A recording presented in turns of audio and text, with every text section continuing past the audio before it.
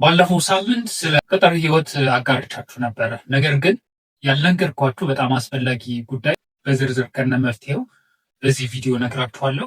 እስከ መጨረሻ ድረስ ቪዲዮውን ተከታተሉ። በጣም ሁለት ልብ ሆናችሁ በቃ ስራ ልግባ አልግባ አላቁም እያላችሁ ወደፊት መራመድ ያቃታችሁ ሰዎች ይሄ ቪዲዮ ለእናንተ።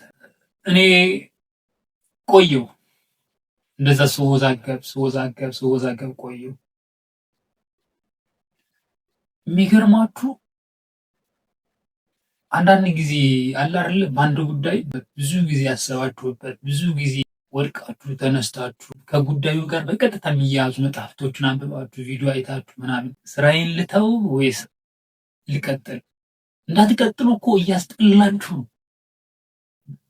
ጠዋት መነሳት ይከብዳል፣ ወደ ስራ መግባት ይከብዳል። ስራ ገብታችሁ ደግሞ በአግባቡ ስራውን ለመስራት ያላችሁ ተነሳሽነት በጣም የወረደ ነው እና ምን ላድርግ ሁለት ልብ ሆንኩ። በቃ ይህን ያህል አመት ሰራው አይደል? እሺ ማለት ረድም የሚባል አመት ነው የሰራሁት። እሺ ያመጣሁት ለውጥ ምኑ ጋር ነው ያለው?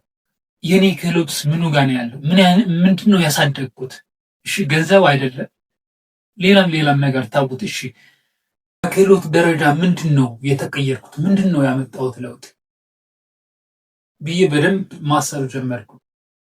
ገንዘብ ማጠራቀም ካልቻልኩ ጊዜ፣ ጉልበቴ፣ እውቀቴ አፍስሸበት የቻልኩትን እያደረግኩኝ ቢያንስ እኔን የማያሳድገኝ ነገር በገንዘብ፣ በእውቀት፣ በክህሎት፣ በአስተሳሰብ እኔን ካላሳደገኝ እሺ ጥቅሙ ምንድን ነው?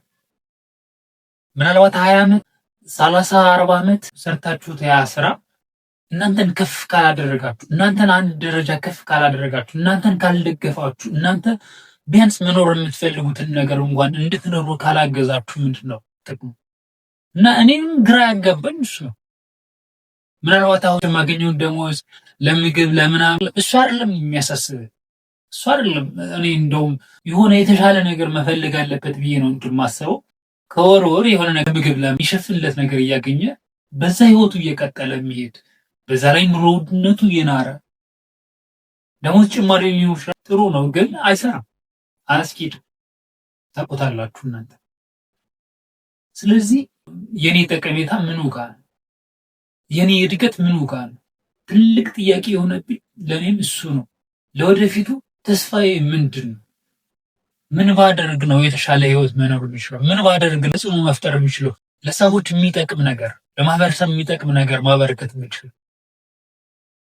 እናንተ የሆነ ትርጉም የሚሰጣችሁ ነገር ካላደረጋችሁ በህይወታችሁ ደስተኛ ልትሆኗችሁ፣ ከእናንተ አልፎ የሰዎችን ህይወት መንካት የሚችል ነገር፣ የእነሱን ችግር መፍታት የሚችል ነገር መፍጠር ካልቻላችሁ የመማር ትርጉሙ ብዙም አይታይም። የሰው ባህሪ ማደግ ነው። የሰው ልጅ ባህሪ እያደረ እየዋለ ማደግ አለበት እና ከዛ አንጻር ነው እኔም ራሴ በጣም ብዙ ቅርቃር ውስጥ የከተትኩት፣ ራሴ ማለት ብዙ ትልቅ ጥያቄ ውስጥ ትልቅ ጭንቀት ውስጥ የከተትኩት ከዛ አንጻር ነው። ከዛ መወዛገቤ ቀጠለ። በህይወቴ ትርጉም አጣሁ። የሚገርማችሁ ወንበር ላይ ተቀምጬ ውስጤ አንተ እኮ እዚህ ጋር መቀመጥ የለብህ ማለት በቃ አንተ ምንድን ነው እያደረግክ ያለ? በፍጹም ያለ ቦታ ነው እኮ የተቀመጥከው ይለኛል ውስጥ። እውነቴን ነው የምላችሁ። ማለት አንድ ጊዜ ሁለት ጊዜ አይደለም ብዙ ጊዜ ነው እንደዚህ በቃ ማለት ብዙ ጊዜ በቃ ከሰው ጋር እንደዚህ ከባልደረቦቼ ጋር መንቀሳቀስ ታውት መንቀሳቀስ የምፈልገው ከራሴ ከችግሬ ጋር ፊት ለፊት ከችግሬ መጋፈጥ እፈልጋለሁ። ፊት ለፊት አሳልፌያለሁ ከጓደኞች ጋር በጣም ምርጥ ላይፍ፣ በጣም ደስ የሚል ህይወት። ጠዋት መች ነው የሚነጋው እስክንገናኝ የምንባባልበትን ጊዜ ነበር። እረፍት የምንወጣው መቼ ነው? ልክ እንደ ትምህርት ቤት ህይወት ማለት ነው። ደስ የሚል ጊዜ አሳልፈናል። በኋላ ግን አላውቅም፣ እንደውም የሚገርማችሁ ይህ ጥያቄ ከየት እንደመጣ ማለት እውነት ለመናገር እንደ ፍንጭ የምነግራችሁ ነገር የሰብዕና እድገት ላይ ወይም ደግሞ ፐርሰናል ዴቨሎፕመንት ላይ ራሳችሁን ክተቱ። ራስን ማስተማር ላይ ራሳችሁን እዛ ውስጥ ክተቱ። ሰዎች በጣም ይጠቅማችኋል። ማለት መጽሐፍቶች እንደዚህ አልፎ አልፎ ምናምን መጽሐፍት አነብ ነበር፣ እንደዚህ ፐርሰናል ዴቨሎፕመንት ላይ ምናምን የተጻፉ ራስን ማሳደግ፣ ራስን መለወጥ ምናምን የሚሉ መጽሐፍቶች በቃ ራሴን እንድቀይር ምናምን የመጣው ከዛ ይመስለኛል። እና በኋላ ላይ በቃ ትልቅ ጥያቄ ከውስጥ መምጣት ጀመረ። በቃ ኢቭን ተቀጣሪነት ህይወት ራሱ እንደጠበቁት አይደለም። በፍጹም በጠበቁት አላገኘሁትም። እና ብቻዬን መሄድ ጀመርኩ። ራሴን መጠየቅ ጀመርኩ። ከራሴ ጋር መገናኘት ጀመርኩ። ተስ ፖይንት ሁላችሁም ጋይስ ከራሳችሁ ጋር አውሩ። የሆነ ነገር ካስጨነቃችሁ ከሚመቻችሁ ነገር ራሳችሁን መንሳት አለባችሁ። ቤትም፣ ስራ ቦታ፣ የትም ቦታ ስትሄዱ ከራሳችሁ ጋር ሂዱ። ያኔ ነገርየው እየተገለጸላችሁ ይሄዳል። ቢያንስ ምን ላድርግ ብላችሁ ስትጠይቁ የሆነ ነገር ለማድረግ ትጣጣራላችሁ፣ ትሞክራላችሁ። በቃ ስቃችሁ ምናምን ከጓደኛ ምናምን ምቾት ላይ ከሆናችሁ ራሳችሁን መደማት ጠይቁ። ምናልባት ከወደቃችሁ በኋላ ምናልባት ጊዜው ከሄደ በኋላ ምናልባት ተስፋ ከቆረጣችሁ በኋላ ምናምን ወይም እንዳብዛኛው ሰው ዘን ብላችሁ እንዳብዛኛው የመንግስት ሰራተኛ እያማረራችሁ ምናምን ሰው በቃ ትገባላችሁ፣ ትወጣላችሁ። 3 4 5 ጓደኞች ይኖሯችኋል። አብራችሁ ምግብ ትመገባላችሁ፣ ምሳ አብራችሁ ትወጣላችሁ፣ አብራችሁ ቡና ሻይ ቡና ምናምን ትላላችሁ። በቃ ላይፍ ታሳልፋላችሁ። ጉድ በት እናንተን ይገርላችኋል።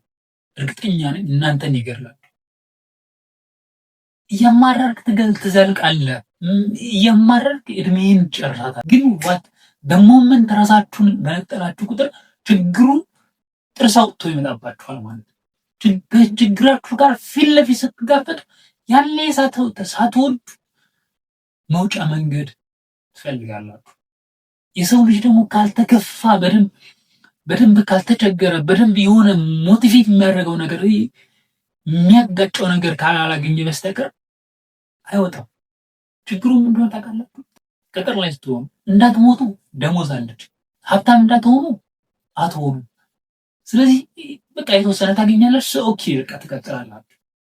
የተወሰነ ደጎማ አላችሁ፣ ህይወታችሁ መደጎሚያ አለች ምናምን ትቀጥላላችሁ። ጉድ ግን እየገደላችሁ let me tell you something truth እየሞታችሁ። እሺ እንደዚህ ከሆነ አሁን መፍትሄ መፈለግ አለብኝ ካላችሁ ስራ ማቆም አይደለም፣ መጨናነቅ መፍትሄ አይደለም።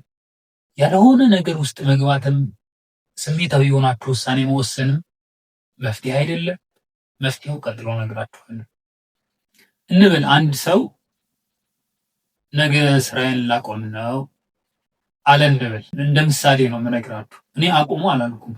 ያ ሰው ማቆም ያሰበው ወይም የወሰነው ምናልባት ከ6 ወር ከ1 ዓመት በፊት መሆን አለበት። ይሄ የብልህ ሰው ውሳኔ ነው እያልኳችሁ ያለሁት። ብልህ ከሆናችሁ ከስራ ከመውጣታችሁ በፊት 1 ዓመት ወይም 6 ወር በፊት አሰባችሁበት እቅድ አዘጋጅታችሁበት በገንዘብ፣ በጉልበት፣ በክህሎት ዝግጁ ሆናችሁ ተዘጋጅታችሁ ሌላ ሰው ሆናችሁ ነው ከስራ የምትወጡት። ሌላ ሰው ካልሆናችሁ ከስራ መውጣት የለባችሁም። ከወጣችሁ አደጋ ውስጥ እየከተታችሁት ነው ራሳችሁ። ከስራችሁ ስትወጡ የሚወጣው ሰውዬ ሌላ ሰው፣ የምትወጣው ሴት ሌላ ሰው ሆና ነው መውጣት ያለበት። እንዴት ነው ሌላ ማለት እነግራችኋለሁ። ቢያንስ አንዳንድ ሰዎች ምን ይላሉ?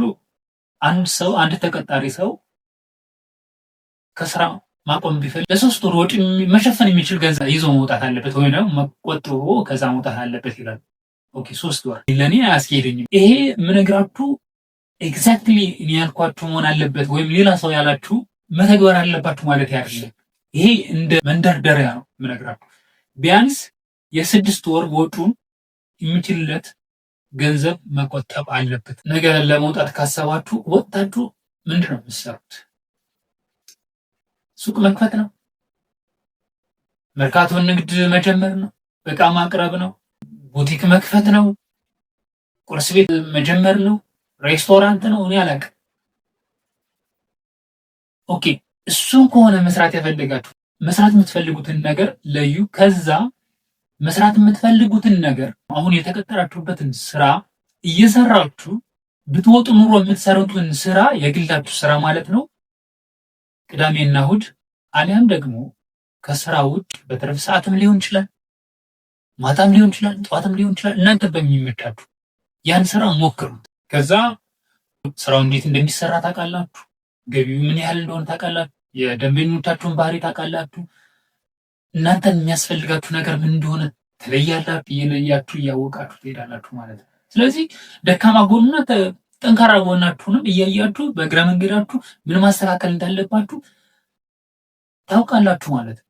እዛም ተቀጥራችኋል፣ ያን ያህል ጭንቀት ውስጥ አትገቡ ማለት ነው። የሆነ አደጋ ውስጥ አትገቡ። ነገር ግን ከስራ ወጥታችሁ ወይ ሌላ ስራ ልፈልግ ወይም የራሴን ስራ ልጀምር ምናምን ካላችሁ ሌላ ድጋሚ ህይወት በዚህ ቀጠቅጣችኋል። ከስራ ወጥታችኋል፣ ገቢ የላችሁ። ስለዚህ ጫና ውስጥ ጭንቀት ውስጥ ነው የምትገቡት። ያልሆነ ጭንቀት ውስጥ ነው የምትገቡት ማለት ነው። ወዲያውኑ ምንም ሳይኖራቸው የሚወጡ ሰዎች አሉ ወይ? የሉም? ይኖራሉ። ምንም ጥያቄ የለውም፣ ይኖራሉ። ግን እነሱ ከኋላ በስተጀርባ የሚያግዛቸው ሰዎች ስላሉ ነው። እኔ አሁን የምነግራችሁ የራሴን ልምድ ነው። ወይነት አሁን የምትሰሩትን ስራ እንደ ኢንቨስተራችሁ አትቆጥሩት።